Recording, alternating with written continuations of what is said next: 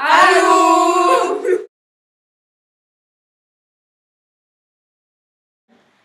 Nu er vi ude at sejle. Hvad hedder et isbjerg egentlig på grønlandsk? Et isbjerg hedder Iluliaq. Kan I sige Iluliaq? Iluliaq. Klart!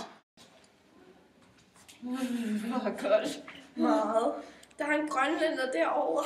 Ej ja, skal vi spørge ham, hvordan det går? Ja, det kan vi godt. Ved du, hvad det hedder? Det hedder sweet. Sweet!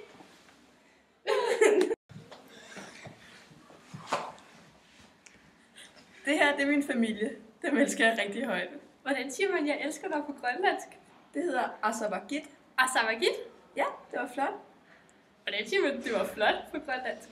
Det hedder Kusanak. Kusanak.